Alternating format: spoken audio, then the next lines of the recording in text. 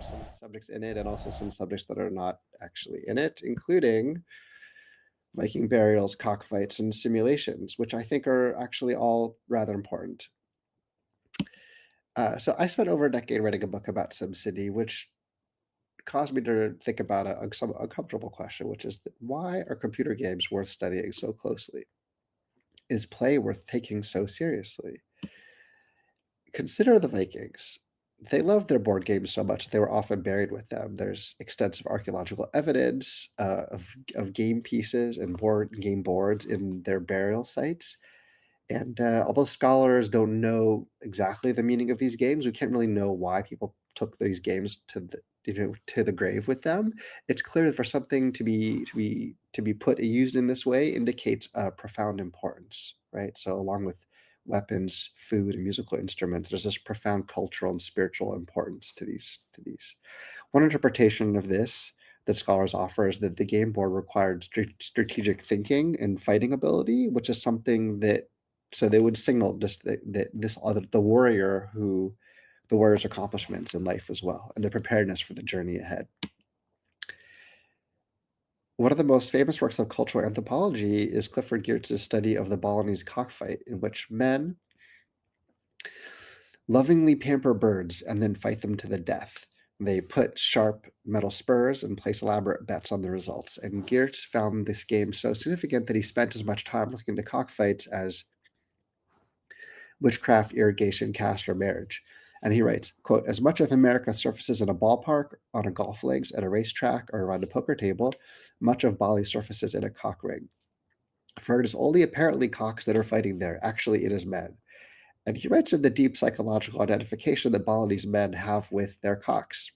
And this, for him, is an intentional double entendre out of multiple languages, because he sees in the elaborate betting arrangements here, the scope of which is very complex and irrational and very impressive, a dramatic staging of the entire Balinese social matrix and its status hierarchies.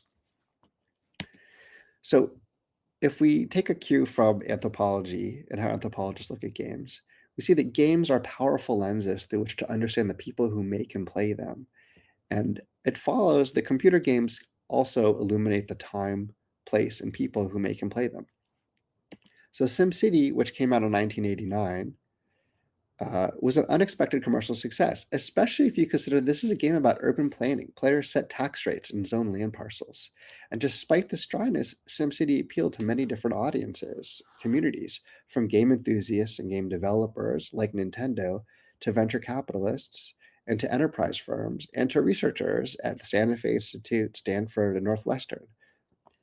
A big part of SimCity's appeal, as we'll get into later, how it made complex systems legible and manipulable. Before going further, I want to briefly situate myself. So this talk is going to draw from my book, Building SimCity, published last year by MIT Press, which grew out of my PhD work. Before that, and I guess during and after that, I work as a designer. And I come to this as a practicing designer, and I started in games working with Will Wright, where I designed the Spore Creature Creator and the other editors there. I spent a lot of my career working on simulations for fun and for learning. This is from Earth a Primer, an interactive geology book that I made. And sorry for this audio. This is a tangible computing experience that I made. Just gonna skip through that because I didn't mean to have the audio playing.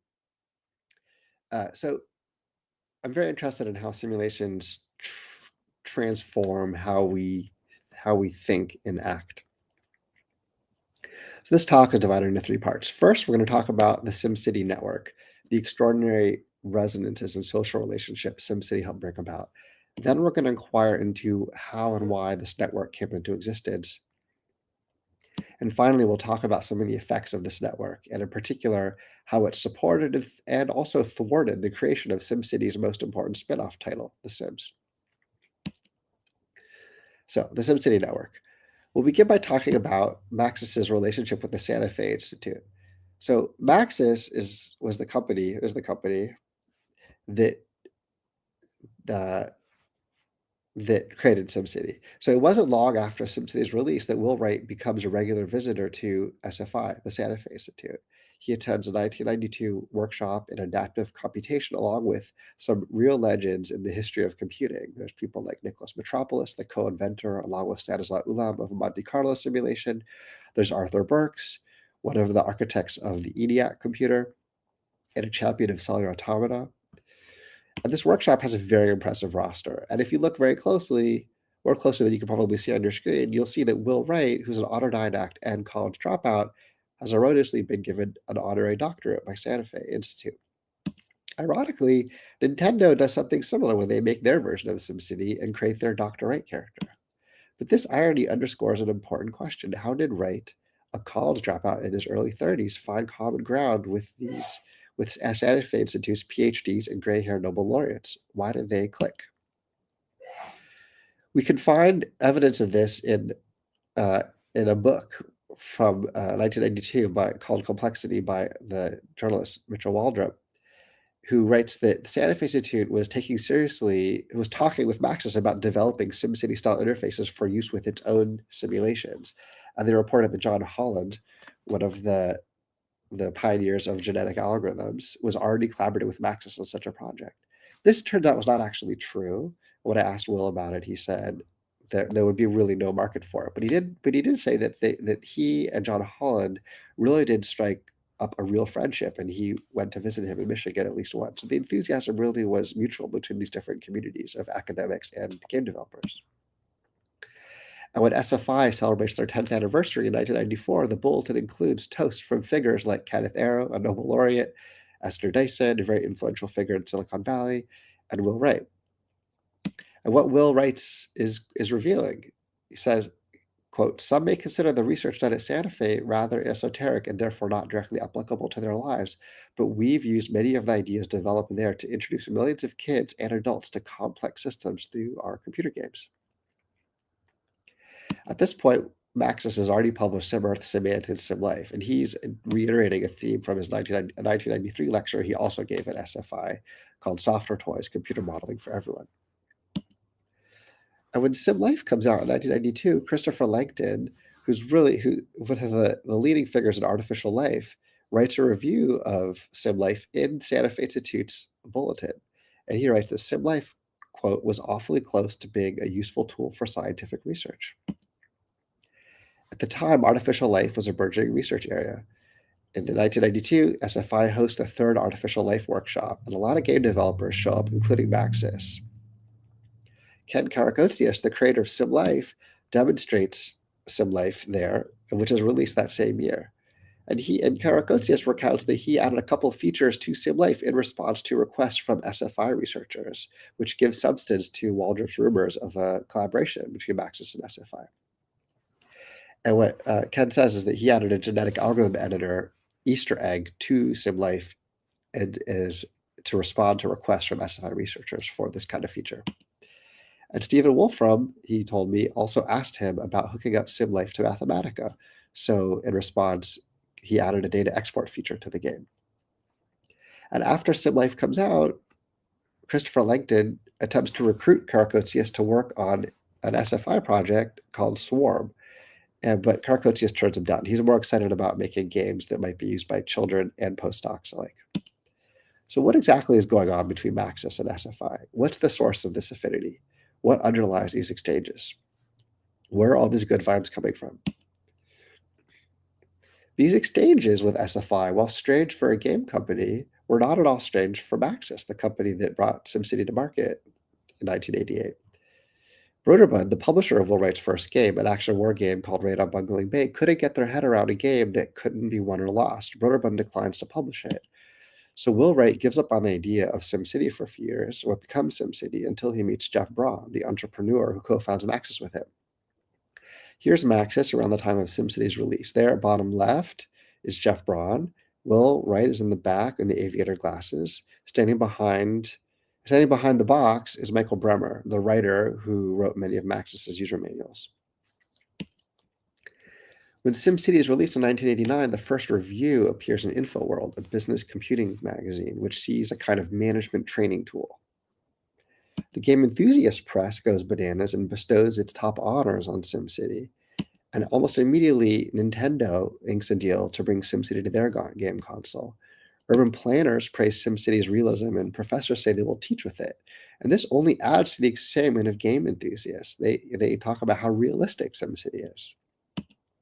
The mainstream press picks up on all this activity and SimCity's wide appeal, amplifying its reach. And the countercultural press takes note, notably the cybernetically inclined Whole Earth Review, which is the heir to the Whole Earth catalog and forerunner to Wire magazine. SFI establishes ties with Maxis early on, as do other research institutions like Stanford and Northwestern. And from very early on, Maxis is also approached by enterprise firms for bespoke simulations. After all, they can make fun, accessible simulations about serious subjects, and they begin work on Sim Refinery for Chevron. This in turn excites the imagination of William Janeway, a venture capitalist who's recently joined Warburg Pincus to build out a high-tech portfolio. Janeway envisions an enterprise simulation market that Maxis might serve, and so they invest. And Maxis launches a business simulation division, and Janeway sets up a science advisory board, which brings Maxis very close to and closer to SFI, Intel, Interval, and Xerox PARC. So Maxis is sort of, because of SimCity, they're woven into this sprawling network of businesses, investors, researchers, game companies, enterprise firms. And Janeway, to give more context to this investment, because this is very important for Maxis's history, he first becomes enchanted with computer simulation in the late 1970s. He has a PhD in economics, and he's thinking about how, as the 1970s, there's these oil shocks that really upset the whole global economy, and the standard economic models that are used are basically useless. And Janeway starts looking for answers, and he develops a partnership with Jay Forster's group at MIT, and Forster is in his group, they're leaders in computer simulation for economic modeling. It's a whole subject there of what exactly it's doing, but he's doing this work. And Janeway gets involved with them and saw the potential in the 1970s and later in the 1990s with Maxis for simulations that don't predict the future, but simulations that help explain. And Janeway writes in a report from that time, from the 1970s, that the computer is a tool for the theoretician. And he explained to me in the 90s the PC industry is growing quickly, and he and his colleagues are looking for a software investment. And so his familiarity with simulation as a tool for explanation frames his engagement with SimCity and Maxis. They're building explanatory models. And as an investor, he's excited because Maxis already has a customer, Chevron. And so computer simulation forms a kind of contact language in this case, allowing a game company and a venture capitalist to find common ground. And it's Stuart Brand, an SFI trustee who created the Whole Earth catalog, who puts Will Wright in touch with James Lovelock, the originator of the Gaia hypothesis. And Lovelock then goes on to consult on the SimEarth project and write a preface to the manual. In fact, Maxis actually gives money back to Lovelock's nonprofit later, which helps keep it going.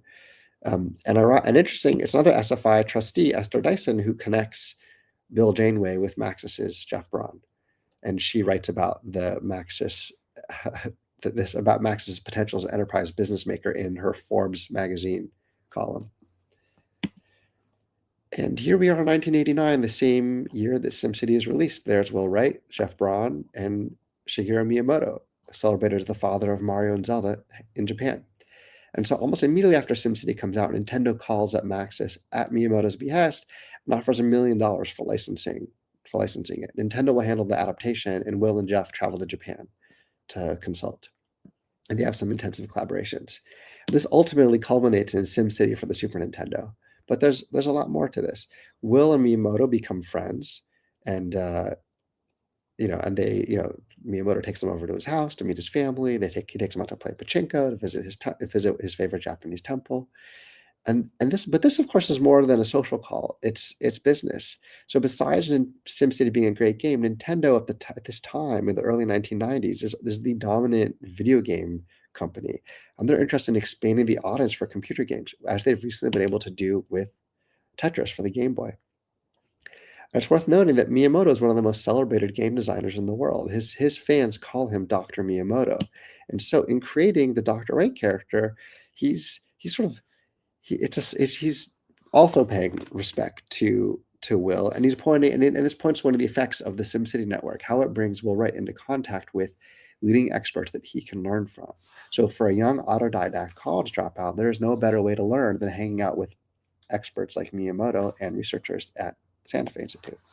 And just to illustrate how far and wide the SimCity network research reaches, here's another fascinating connection. In these stills from a 1972 film called Kid City, which you can watch on YouTube, you can see the architect Frank Gehry and his younger sister Doreen Nelson. The two of them are running a classroom simulation of the city, and this is an educational program developed by Doreen Nelson, who goes on to dedicate her career to this work. And like Maxis, she also has a remarkable array of collaborators, including Maxis. So in the 1970s, she works with the legendary designers Charles and Ray Eames, who take thousands of photographs of her work, some of which are here. And in the 1990s, she will collaborate with computer scientist Alan Kay, who later wins a Turing Award. And also in the 90s, she will collaborate with Maxis and write teacher guides for their products. So this is a very different way to simulate cities than using a computer. Um, and it sort of just shows how far-reaching the SimCity network is. So all told, the ambiguity that frustrates a publishing deal with Broderbund, is SimCity a game, an educational model, what is it, is actually turns out to be very valuable. There's this thick social network develops around SimCity, which generates fame, it generates wealth, and it generates, of course, more software. The upshot of all this hybridity is that very different kinds of people get excited about SimCity, which helps SimCity, Maxis, and Will Wright even more successful. But there's a downside to this network. It also leads to a lot of confusion about what Maxis is and what they're trying to do. And it makes it harder for Maxis to adapt to a rapidly changing game industry. The enterprise simulation business that Janeway envisions turns out to be a mirage. And Maxis has a hard time figuring out what it was making and for whom. The company goes public in 1995, which gives a veneer of success to the outfit, but this actually masks and in fact exacerbates under some underlying tensions. And the biggest impact of this confusion, in retrospect, is that Maxis fails to get behind Will Wright's Dollhouse project and even cancels it. And it's not until Electronic Arts purchases Maxis that the game can come to fruition as The Sims, which underscores just how the challenge Maxis had trying to find its footing in the SimCity network. We'll come back to the development of The Sims at the end of this talk and how it's shaped by this network, but first let's talk about how and why the SimCity network comes into existence in the first place. So how did SimCity and Maxis set the foundation for this network to come about? One explanation for SimCity's far-ranging appeal can be found in Will Wright's many influences. SimCity incorporates ideas from science fiction, from video games, and from urban planning. He borrows simulation practices like Cellular Automata and J. Forrester system dynamics and incorporates them into SimCity. And he employs graphical user interface conventions developed at Xerox PARC that are popularized by the Apple Macintosh and later by Microsoft Windows. So what he's doing is he's taking something very complicated and he's making it that's recognizable to many different communities and making it appealing to many different communities. So he's kind of he's like trafficking in influences and ideas and sort of repurposing them for different communities. Anyone can interact and play with a Cellular Automata or a system dynamic simulation. And all of this helps make SimCity, which is a very complex piece of software, highly appealing and accessible. For example, if you look at SimCity's code, you see stuff that looks a lot like multiple interacting Cellular Automata. These are some figures from the book that I used to explain how SimCity works. I'm not going to get into them in detail here. So you could see stuff that's like a CA inside of SimCity. And that Cellular Automata logic is wrapped up and in conversation with a system dynamic simulation. And all of that coexists with a video game style object simulation, which handles things like the monster and the helicopter. And all of that is then wrapped up inside of a graphical user interface. And it's all highly accessible. It's as easy to interact with almost as something like Mac Paint. To understand the SimCity's reception, it's really helpful to look at the context, like when is this happening? Where is this happening? So let's zoom back in on the Santa Fe Institute. SFI is founded in 1984, and it's premised on the idea, as one of its founders, Mary Gilman, another Nobel laureate, puts it, of studying, quote, the surface complexity arising out of deep simplicity. And SFI works with this notion of the sciences of complexity, which they use as a catch-all for the cross-disciplinary study of chaos, nonlinearity, self-organization, and emergence. And this, in their worldview, encompasses everything from market economics and immunology to the origin of life. So this omnivorous multidisciplinarity is enabled by the idea and terminology of complexity and emergence, which function as a kind of contact language that allow different fields to share ideas. And SFI is also predicated on tools that are new in the 1980s. They make extensive use of tools like computer simulations, which provide a kind of, in Jomon's words again, a kind of theoretical laboratory for experiments. And while computer simulation is not new, recent advances in computer technology means that researchers can use personal computer workstations with high resolution graphics. And this kind of technology underwrites recent advances like Stephen Wolfram's influential work from around this time that links syncing cellular automata to dynamical systems theory. So dynamical systems theory at the time is a new, exciting area of study. And cellular automata has been this sort of backwater simulation approach that's been ongoing for many decades, but has failed to sort of break through into mainstream scientific practice. And Wolfram uses PCs with high-res graphics and he links with some interesting new ideas, CAs, to dynamical systems theory.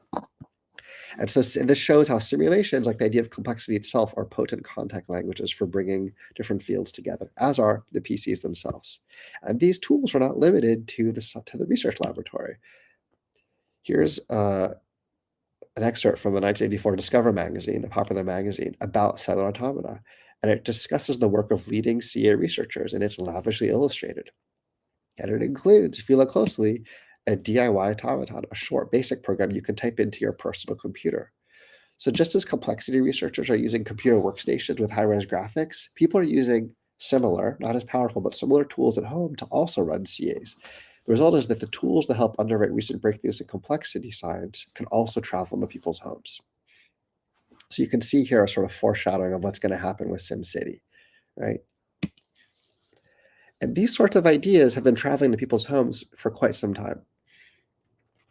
Scientific American has been running articles on CA since at least 1955, when they published a piece by John Kemeny about John von Neumann's self-reproducing automaton. And John von Neumann is one of the most famous mathematicians of the 20th century. He, along with Alan Turing, is credited as one of the most influential inventors of computing modern computing as a practice. So he has this self-reproducing automaton. Not going to get into it here. It's quite interesting. It's written about in 1955 in Scientific American. A broad audience can read about it. In 1970, Martin Gardner turned the world onto John Conway's Game of Life, which is the most famous cellular automaton. And in 1984, Stephen Wolfram publishes a piece on science, simulation, cellular automata, and chaos. So Scientific American has been popularizing simulation ideas and C ideas for decades. And Wolfram's article is part of an entire special issue dedicated to software with contributions by leading computer scientists. A further sign of the time is that in 1983, Scientific American replaces Martin Gardner's longstanding mathematical games department with one entitled Computer Recreations. And Computer Recreations is full of fractals, and especially cellular automata. And these are all a key resource for Will Wright and his colleagues to learn about their craft of computer simulation. So Scientific American is disseminating computing practices from research context into mainstream culture. And in fact, helping other people who are trying to do the same thing, like Maxis. At the same time, let's talk more about why this is a particularly receptive context. At the same time, the ideas that SFI are founded upon also acquire real intellectual force during the 1980s and 1990s. You can see evidence of this in the writings of the philosopher Daniel Dennett, who writes, quote, "Every philosophy student should be held responsible for an intimate acquaintance with the game of life, an essential tool in every thought experimenter's kit." Dennett is arguing that life offered valuable lessons in ontology. Is the motion of a glider, a pattern of blinking dots, real or apparent? And for composer Brian Eno, the game of life was a fascinating, quote, shock to the intuition. He identifies it, and he identified it with the most, quote, most important new idea of the time, and that was that simple rules could yield complex beauty. And there's also a political aspect to the idea of self-organization that's also dominant at this time. Here is President Bill Clinton signing the North American Free Trade Agreement in 1993, NAFTA, and he is flanked here by leading Democrats and Republicans. So there's broad bipartisan consensus in the United States around deregulation in trade, telecommunications, and finance. And these neoliberal reforms set the stage for the dot-com boom, Silicon Valley technology giants like Google, and waves of media consolidation. And we're still, as we're probably all aware, still feeling the ripple effects of these changes. And this political ideology, which becomes dominant, especially at the end of after the Soviet Union collapses, all about chaos and self-organization. It emphasizes individual autonomy and self-organizing systems. We don't need so much government regulation because our society can do a better job self-organizing itself. And this, as we've seen, unleashed some profound forces that are now causing a lot of political realignment in the United States.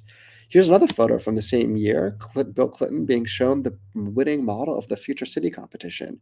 Students created a vision of a future city, first with SimCity, and then made it with 3D models, and then wrote about how engineering could solve a social need. So, and in the early 1990s, by the early 1990s, popular science books, science fiction, political ideas, articles about emergence, complex adaptive systems, and artificial life have all proliferated into the mainstream. So this includes also Stephen Levy's Artificial Life book from 1992, which comes out the same year as Max's Sim Life from 1992. And then there's Steven Spielberg's Jurassic Park from 1993, a film starring computer-generated dinosaurs, a kind of artificial life, and let's not forget, a very sexy chaos theorist, playing by Jeff Goldblum. And when mainstream news outlets like the New York Times and Newsweek write about artificial life, they frequently mention Maxis games and SFI research in the same article. So it really is computer modeling for everyone. So to try to synthesize and summarize what's going on here, there's a legitimization of complexity science, and so if SFI represents the legitimization of complexity science in academia, Maxis represents that same legitimization of those same philosophical and scientific ideas in mainstream culture. And it's all happening with a particularly welcoming social, cultural, political, and technical milieu. And Maxis goes further than a magazine article. They translate research practices into accessible products. And journalists, as we saw, connect these dots. They show this as one continuum. And SFI warmly welcomes these developments. They're grateful to Stephen Levy's book about artificial life for bringing their work to a wider audience. And they welcome Maxis on similar terms, because Maxis is bringing the gospel of complex systems, the contact language of the SFI network, to broad audiences from classrooms to corporations. And so SFI celebrates their association with Maxis, which brings their research to new audience and expands their own cultural institutional reach. For Will Wright, SimCity's creator, the association helps him imagine himself as a science popularizer. And this exposes him to leading-edge research in a variety of scientific fields, which this in turn fuels his thought and work. For Maxis, the affiliation with SFI burnishes their reputation as a purveyor of more than popular amusements, which helps Maxis attract venture capital and establish serious simulation business with clients like Chevron. And as SFI cultivates their own donor business network, they see the value of their Maxis affiliation go up. So Maxis and SFI help define the terms by which the other are interpreted by very different communities to the advantage of both. And a helpful way to think about this is what the sociologist Fred Turner calls a network forum, which is a notional place where members of multiple communities exchange ideas and legitimacy, imagine new identities, and synthesize new intellectual frameworks and social networks. And all of this is facilitated by contact languages like simulation and complexity that enable different communities to communicate and find common ground. So think back to when Ken Karakotzias, the author of Sim Life, turned down Langton's offer to work on Swarm. As a game developer, like Will Wright, he acquires social status by performing arbitrage between elite science and popular culture. He creates value by translating cutting-edge scientific ideas into pop culture. But if he joined Langton's project, as he pointed out to me, he would just be a programmer among SFI scientists and PhDs. So computers enabled simulationists to bridge intellectual frameworks and communities of practice. A cellular automata can represent an evolving spiral galaxy, a human social system, or an ant colony.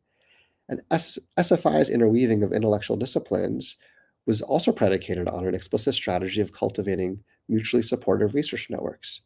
So, how did gray haired Nobel laureates, veterans of World War II's interdisciplinary research culture, and Wright, a bright eyed college dropout, find common ground? They all spoke the flexible contact languages of complexity science, computer simulation, and cellular automata. What's more, Maxis, SFI, and others in their orbit all use the same now widespread tools, personal computers with sophisticated graphical displays. When SimCity and Maxis arrived in 1989, they did so practically on cue, linking the scientific vanguard with popular culture and beyond by providing simulation playthings to well-primed audiences. And play and playthings, as the play scholar Brian Sutton Smith tells us, are ambiguous. Play, it can be serious or it can be silly. It can be full of contradictions. It can be dark and it can be mean. It can be frivolous and fun, or it can be educational and uplifting. Play is inherently unstable, and one driver of this instability is the diverse purposes people bring to play. As Will Wright has often remarked, Maxis games like SimCity are really more like toys than games. That are open to what you want to do, whether you're a scientist, investor, or child. So, how did this ambiguity and cross-pollination affect the people who made SimCity? I'm going to conclude by briefly tracing in broad strokes the development of what became The Sims. Following the launch of SimCity in 1989, Maxis pursues two related agendas. First, it follows Jeff Braun's dream of creating a successful software publishing business. They publish games by multiple developers. SimCity, in fact, is not their first title. It's actually Sky Chase. Because, as Jeff Braun said, he knew SimCity was going to be the big release, but he wanted to sort of get his company releasing one game first to make sure everything was going to work right. As he said, he told me the first pancake always comes out burned. At the same time, Maxis also follows Will Wright's newfound understanding of himself as a science popularizer, and Will Wright spearheads two new Sim titles, Sim Earth, published in 1990, and then Sim Ant from 91. And Will and Jeff's goals are not necessarily aligned. Sim Earth is not a commercial hit, at least not as much as Sim City. It's complex and tricky to play. And so in response, he makes Sim Ant, which is easier to play, but also not a hit. Intriguingly, Sim Ant is really on trend with cutting-edge research in artificial life and embodied intelligence. It illustrates how complex social behavior emerges from rather simple interactions between an agent and its environment. Following the release of SimAnt in 1991, a cataclysmic wildfire consumes Will Wright's home. It will be known as the Oakland Firestorm. Here's an infrared NASA photograph that shows the scope of the fire.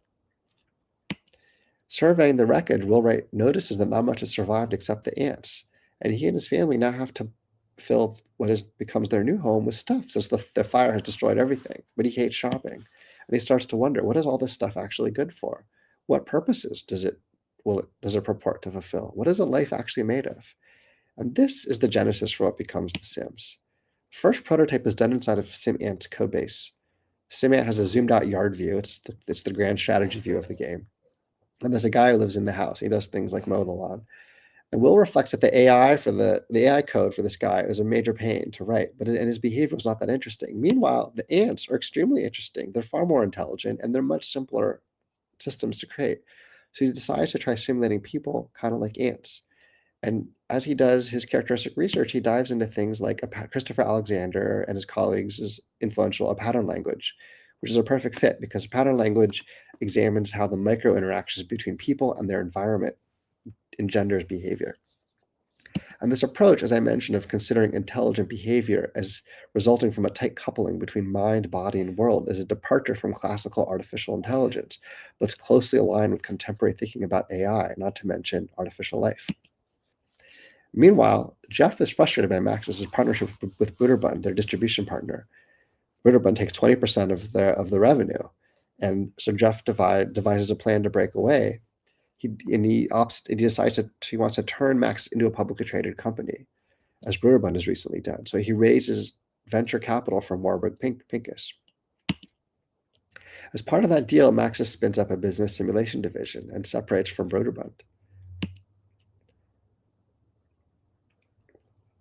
So Maxis makes most of its money from SimCity, and as we said, the titles that follow SimCity are not as hits on the same scale as SimCity. So after the weak reception of these other titles, Braun implores Will Wright to do another sequel to SimCity, or Maxis is going to fold. Meanwhile, Will Wright has been focused on Dollhouse for about 6 months, and he gets dragged into, as he puts it, SimCity sequel. He brings over the engineering code for Dollhouse, which then becomes part of SimCity 2000. And if you look at SimCity 2000's code, actually, you'll see functions called drawHouse and drawYard, showing the relationship between these titles. So released in 1993, SimCity 2000 becomes a major success. And Jeff Braun finally described SimCity 2000 to me as Maxis's crowning achievement. The rest, he said, was like a train wreck. Why does the train derail? So in the 1990s, the game industry is rapidly changing. Computers become faster and cheaper. New technologies like CD-ROM, multimedia, 3D graphics, and the internet appear. And to survive these rapid changes, Maxis adopts a studio strategy. The idea is that a steady stream of new releases is going to sustain them. One side effect of this and the increased managerial oversight resulting from taking on investment is that there's less room for the kind of experimentation Will Wright needs to make a new title. So Will Wright struggles to get resources for Dollhouse. A game where you design a house and fill it with furniture, that's for girls. And girls, obviously, don't play computer games. And so the era of weird titles like Sim Earth, Sim Ant, and Sim Life seems to be over. Excuse me. But in 1995, Will Wright manages to secure a young programmer named Jamie Dornbos for his project. To try to overcome resistance to the idea of Dollhouse, he tries new ways of framing the idea, like tactical dollhouse simulator, tactical domestic simulator. And later he settles on Project X. And Project X, as Jamie told me, Will compared it to Activision's Little Computer People from 1985, the movie Groundhog Day, and later he would compare it to Tamagotchi, the intense emotional attachment people can have to these little simple simulations. Jamie develops an extensible behavior system called semantics, like ANTICS, antics, for describing the behavior of people and objects. Now, without getting into detail of this, a core innovation here is that the objects in the world advertise actions to agents. So the objects say both why and how to use them. And this creates a novel AR architecture that's very extensible, and it owes a direct debt to SimAnt. Meanwhile, Maxis makes preparations to go public. It's 1995, the year of Netscape's IPO. Netscape goes public and obtains a multi-billion-dollar valuation despite having no profit. And although Jeff Braun has doubts as to whether Maxis has what it takes to go public, it's a good time for Maxis to go public as a technology company. To keep pace with these rapid technological changes, Maxis, which is based in Walnut Creek, establishes a core technology group in San Mateo, which is closer to Silicon Valley. CTG, as they're known, starts work on an ambitious project called SimWorld, a modular simulation architecture that would allow multiple sim titles to interconnect. And they also work on other advanced technology like 3D character animation. SimCopter, which can load SimCity 2000 cities, shows the potential of the idea and also shows Will Wright's ability to creatively repurpose materials at hand. SimCopter uses semantics behavior system and CTG's 3D character animation technology. But it's rushed out the door and it doesn't do well. And SimCopter also at the same time manifests what else is going on at Maxis, which is that they're having a hard time focusing and doing disciplined development. So as Maxis' financial circumstances become more dire, CTG comes under scrutiny and they're told to work on a game, not core technology. We got to ship products and make money. So they take up Project X, but Maxis cancels it. CTG then brings it back and renames it Jefferson, as in Thomas Jefferson, Life, Liberty, and the Pursuit of Happiness, what the people of the game are doing. Another attempt to help people get it. And this is a video from 1996 of Will Wright demonstrating a prototype of what becomes The Sims in Terry Wintergrad's Stanford seminar. I'll roll this briefly and then but you can watch this. It's all on Stanford Library's website. a game I call Dollhouse. And if this looks familiar, it's because I've just loaded a SimCity file into here. Okay, so what we're seeing is a SimCity file. But now at this point, I can actually zoom down to the street level. This zoom in here, this little area right there by the street is what I'm zooming into. I can keep zooming in, and now I can get a little person. This is me. I'm actually controlling this person with a puppet. I can wave and walk around and do things. I can actually walk anywhere in the city here. We don't have the full database in this, but I have a database for all the roads and the terrain. It's very feasible for us to put a database in for every building in SimCity so that I could actually walk anywhere in the city I've created and into any building. And so the tools in this game are more architectural tools. So I can, let's see, real quickly, I'll build a foundation here. Oops, yeah, there we go. This is a wall tool, I have different wall styles. So what we're trying to do here is designing kind of like a little CAD program that a 10-year-old could use, for instance. So very simple tools, kind of like you would build a little dollhouse. So I just made a really quick little. So what's interesting is you can see how Dollhouse at this point is still focused on architecture. I mean, he's going to he shows later, as I have screen grabs here, things like putting in furniture, but at the game, it doesn't really become about people and their relationships until later. In fact, he makes a point at one point during this presentation. He says something like, "Yeah, we're thinking about maybe letting you have a family in here." It's like it's like a secondary concept. They're going from the architecture of the city to the architecture of individual buildings and homes, and he hasn't gone to people. So anyhow, Maxis continues its downward financial spiral, and they basically realize that there's no more products that are going to sustain them. Like SimCity 3000, which they're trying to rush out the door, is behind schedule. It's gone off the rails for a number of reasons we don't have time to get into here. And Maxis is bought by Electronic Arts in 1997. And while doing due diligence, EA's executives stumble upon Project Jefferson, and they're excited about it. And even if EA does not back it with the fervor that it deserves, because The Sims goes on to be a multi-billion-dollar franchise, they also try to cancel it at least once. They do get it over the finish line. The drama of Maxis and The Sims points to another way to think about the network that develops around SimCity and how it both encourages and frustrates the production of software.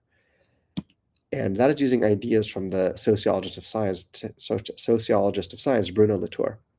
Latour argues that technologists, for their labor to bear fruit, must reconcile a network of tensions between social forces. And this includes, in his account, non-human actors like technological artifacts. And SimCity's network, this extensive network, brings many such tensions together. At the same time, the SimCity network brings far-reaching contacts in industry and academia. These accelerate Will Wright's learning, setting the stage for The Sims' cutting-edge AI, object architecture, and user interface, but it also makes it hard for Maxis to find its way. And one key aspect of this network was the SimCity's network's ability to reach a general audience, but beyond just boys, beyond teenage boys. This pays huge dividends as women join Maxis as developers, and they go on to take leadership roles within Maxis, and they make huge, crucial contributions to the design of The Sims. And The Sims goes on, as we all know, to radically expand the audience for computer games. And Will Wright's co-designers for The Sims are two women, Claire Curtin and Roxy. I'm going to not get her last name right, but it begins with W. They're both on, I think they both have young children, and they both share the co-lead design role with Will Wright. And anyhow, they're not the only ones, but that's the drama of The Sims, and that's where I'm gonna leave this off, and we're gonna have time for some questions. Thanks for listening. That was, I mean, I probably don't realize it, but that was fascinating. And seriously, thank you so much. And again, let me take the opportunity to remind everyone that almost everything that Chaim actually covered is presented in greater detail within the book, which again, I cannot recommend strongly enough. And with that, very quickly, let me go to a question we have, Chaim, for you by Vasilis Tsipopoulos. So he's asking, Are there any analogous networks of game companies interacting with really cutting edge research institutions today? And if so, which projects or games would you say are like that? I think there must be. I think I'm not. I don't know. I don't know where to look exactly, but I do know that there are some places you could look and see evidence of this. I think that you look at, for example, well, I didn't mention it specifically, but in the artificial life workshop that Santa Fe Institute hosts, Maxis is not the only game developer there. Peter Molyneux is also there. I believe Mm. some others as well. And Peter Molyneux famously has a knack for recruiting these brilliant students from like the top British universities to work at his game companies, or at least he did. Such And as one of Demis. them, what? Such as Demis, for example, who also, Exactly. And yeah. one of them is, for example, Demis Hassabis, who Yeah. recently shared a Nobel Prize. He was a game developer who worked for Peter Molyneux and then went on to co-found DeepMind. And DeepMind had like games were actually central to DeepMind's whole approach. If you remember early on, they were Mm. training their models to play old Atari video games. And this is actually not a surprise. You look at the history of artificial intelligence, history of computing, games, computing, and AI are sort of inextricably linked topics in the history of computing. And I think we see that now with we could talk about why that might be, but I think sort of the contemporary enthusiasm for AI, like you can see evidence of how games are playing an important part. So there's one place to look. And we could add that, especially when it comes to the urbanistic side of gaming, we do have several architectural firms, like large ones, looking into the applications of games as a testing mechanism, or perhaps in ways to gamify the urban environment. So there is this thing going on still. Also Actually, have this. Yeah, yeah. Please do actually, so. I want to add to that. Actually, there's another. I mean, this is the big one. It's so obvious. It's like it's not. It's like it's like, and you're pointing at it, which is Unreal Engine. Yes, yes. Which is like here's another game. It's like game technology. I mean, perhaps this is one of the most successful crossover pieces of technology. Originally, an engine for 3D first-person shooters is now used widely within filmmaking, architecture, all kinds of different Yes, disciplines, not just exactly. game entertainment. So also, very quickly, so Andrew says thank you, and Christopher again says that this was very interesting and he's really looking forward to reading the full book. And he's asking, as in Christopher Tifton, do you think Will Wright is going to continue making these big steps forward for the industry with proxy? I I think that I'm very excited about I have not I have to say I've Will showed me an early version of Proxy. I think in like I don't know how many years ago, 10 years ago, maybe something like that. I was like, "What is this? It looks so crazy." And then actually it was very helpful because I was interviewing him for my book, and then I realized that was actually just it being my reflecting on my own reaction made me realize how people might have felt looking at something like The Sims. It's like, what this makes an early version of it. Like, what is this idea? And I then came into contact with Proxy some more, and I came to realize I think it's a genius idea, and I think it has the potential to be bigger than The Sims. But I think exactly how it plays out, we'll see. There's a lot.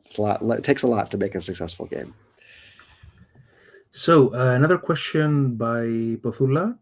What are the most important factors that one must look into if they want to create a game with such a big social and scientific effect? I don't know. Sorry, so the question is like, how do you intentionally set out to do something like this? Hmm. Yeah, and that's a great question. I would say that the variety of inspirations and like this Yeah, multidisciplinary approach, probably. This I is think at the that's. core. I think that there's so much. Yeah, I think you're totally right. I think gaming culture tends to be generally very. It can be. There's a big part of it that's very insular and kind of inward looking back on its Mm. own. I think the more you look out, the more influences you incorporate, I think the more likelihood you have that will happen. I mean, I think and Will Wright is exactly that kind of designer. I mean, Yep. for him, games are simply, as he's told me, just like a medium. No, he said from like computing is the medium you wanted to work in, and games were sort of an opportunity, as he put it to me, within that medium. But his interests really are elsewhere, in a Yeah, sense. I can imagine. So, and also one question by me, if we don't have anything else. So, both in the book and in the presentation, we also have this discussion on analog simulation. Yeah. And this is fascinating to me because I've always thought of analog simulation as a sort of a prototyping device before we go into the more in-depth uh, and more data heavy digital simulation. Would you say that analog simulation can be something more than that? It can, because I mean, it does have some affordances, such as like we can test game theory with actual actors. We can do this sort of thing. I don't know. What's your take on the relationship between the two? Sort of, I mean, you're pointing to the, so yeah, so as Analog you and said, I have digital, looked a lot into analog sort of simulation and the idea of analog pre-digital analog computing and yeah. simulation, uh, for reasons I didn't really get into those themes in this talk. But as you say, one of the advantages when we think about analog now is a prototyping tool. It's more lightweight, it's more tangible, it's easier to improvise with. Computers are kind of hard. They're hard to program. They're Yeah. very flexible and powerful, but they're kind of a pain in the butt to tell them what to do. uh, so so then what was, and then what you were driving at, so what was and maybe you can reframe can you just reiterate your question for me again? It's like, I mean, the core of the question is like, what is the relationship between digital and analog simulation, and you know whether there's any point in trying to choose one over the other. I don't know, something like that. Yeah, yeah. I mean, the argument that I make is that digital computers are a kind of analog computer. It's kind of a strange argument, but the argument that I make is that I think if I have time, if I rewrite this talk and kind of re-edit it, I would add a fourth section, which would be about the analog, because I think ultimately the question is what underwrites the ability of these networks to link up all these different ideas. And I think that the idea of analogy, be able to form analogies between different domains, is really Mm. the central idea. Computers are very good at letting you use one thing to represent another, which is what an analog does. You use, playing Okay. pieces become soldiers. Some electrical signals become mathematical equations. Some turning gears become some other kind of simulation. Piece of software, the pixels on a screen become a picture. So this kind of ability to build analogy between domains is part of what makes them. So that's like that's the underlying power of computing. I argue that digital computer is just it's like the family tree is like genus analog, phylum digital. Awesome, thank you. So I'll ask you two final questions, and then we will end this conversation. So first of all, George is asking, what was the most conceptually difficult real world system to simplify without losing its essence? And how did you and Will Wright approach this trade-off? On Spore, yeah. I mean, I think everything in Spore was in sort of impossible challenge to simplify and abstract from the real world. What was the most challenging? That's a great question. I mean, yeah, I don't know. It was all really challenging. Maybe the question, what was the easiest thing? Because could I answer the opposite Yes. of that?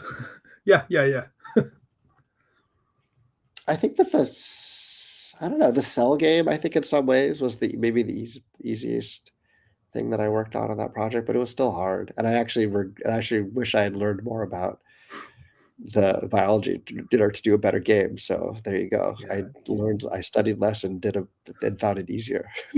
And you cannot imagine how mind-boggling Spore sounded when it came out, and even before it came out, Yeah, it to us was too.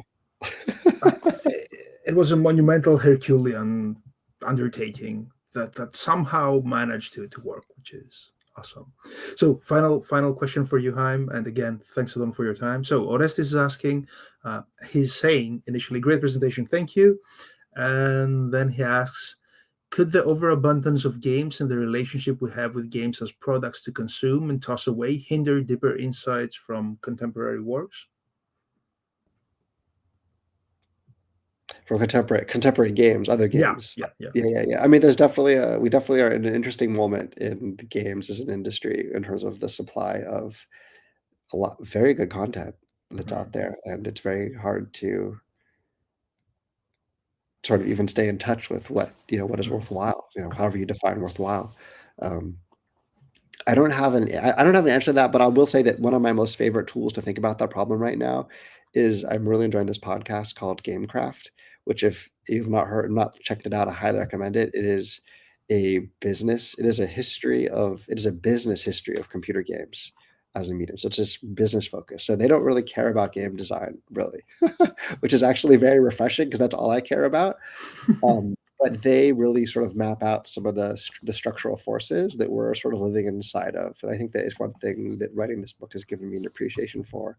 It's how these commercial, economic, structural factors really influence and are the invisible container within which we are working. So I think the Yeah. more that creative types can sort of think also in terms of that bigger context, that economic context, I think the better. I think they'll be better off for it, hopefully. True. So seriously, thank you so much. Thank you so much for this time. My pleasure. And thank you everyone for being here and for staying us with us throughout this hour. Thank you for the interesting questions. And Chaim, best of luck with all the wonderful and not quite announceable things you're you're doing. And I do hope that people enjoy and appreciate the book. Again, it's a very one of a kind book. As I was telling Chaim before, I wish that we had more of this type of literature on gaming. I find it incredibly interesting and useful in more than a few respects. So, with that, again, thanks so much, Chaim. Thank you, Thank you. everyone, and good night, good morning, depending on where you are. So,